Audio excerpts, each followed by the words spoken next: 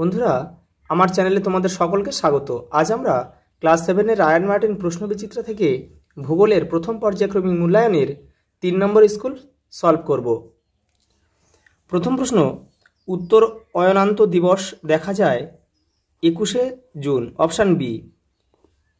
পৃথিবীর অনুসুর অবস্থানের দিনটি হল অপশান সি 3রা জানুয়ারি। পরেরটা, 1 ডিগ্রি দ্রাঘিমার পার্থক্যে সময় পার্থক্য হয় 4 মিনিট। Option C.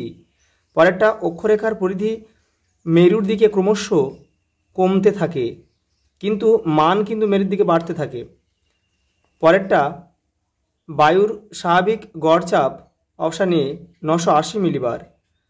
পরেরটা, জাপানের সবচেয়ে বড় দ্বীপ হল হনসু। Option B.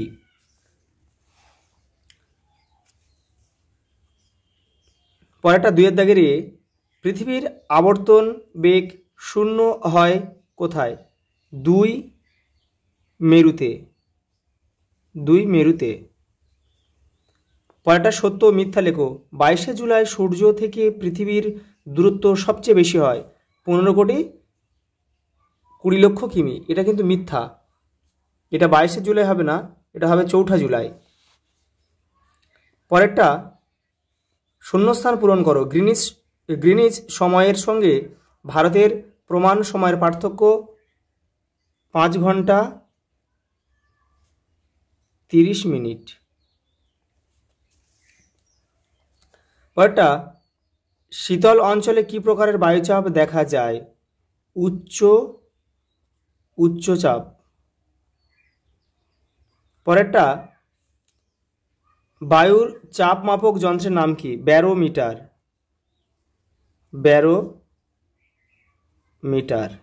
পরেরটা, বিশ্বের বৃহত্তম সামুদ্রিক তৈল খনির নাম কি? সাফানিয়া।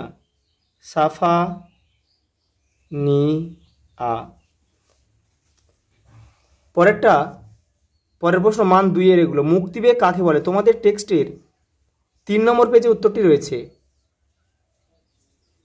এই যে এখান থেকে এই পর্যন্ত লিখতে হবে।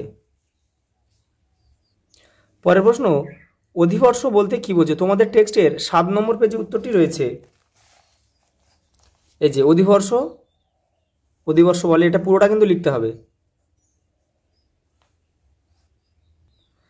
পরের প্রশ্ন, প্রমাণ দ্রাঘিমা কাকে বলে? তোমাদের টেক্সটের 27 নম্বর পেজে উত্তরটি রয়েছে। এই যে এখান থেকে লিখতে হবে। ভারতের পূর্ব সীমানা ও পশ্চিম সীমানার মধ্যে সময়ের পার্থক্য প্রায় 1 ঘন্টা 45 মিনিট।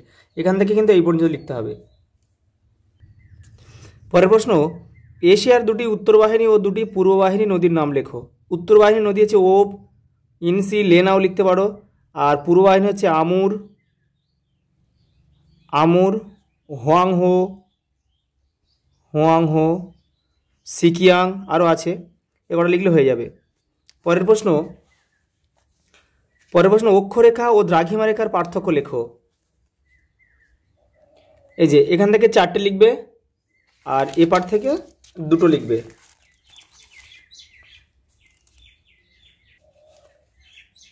পরের প্রশ্ন, ভূমির উষ্ণতার সঙ্গে বায়ুর চাপের সম্পর্ক ব্যাখ্যা করো।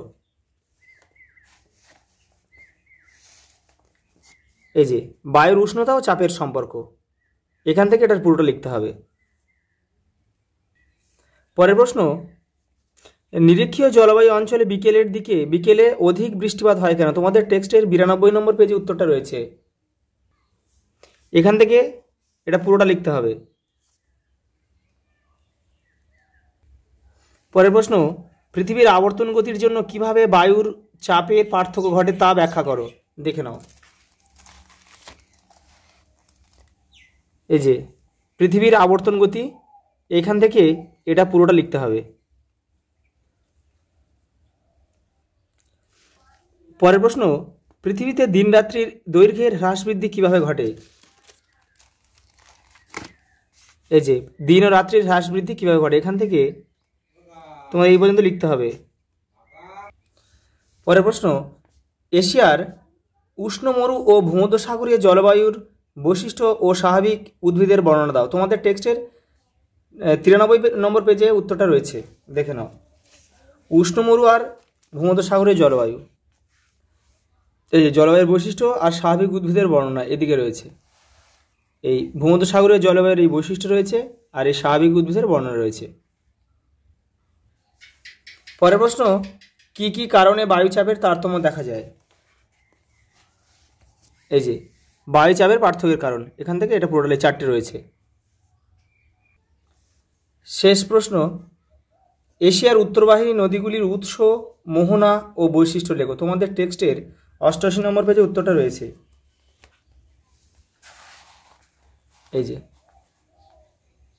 এই যে নদীগুলোর উত্তরবাহিনী 3টে লিখলে ওপ, ইনিসি আর লেনা। এই যে এই উৎস, মোহনা, বৈশিষ্ট্য। উৎস, এই যে উৎস মোহনা, এই যে লেনারের উৎস মোহনা আর বৈশিষ্ট্য, এগুলো রয়েছে। আচ্ছা, এই পর্যন্ত, দেখা হবে পরের ভিডিওতে।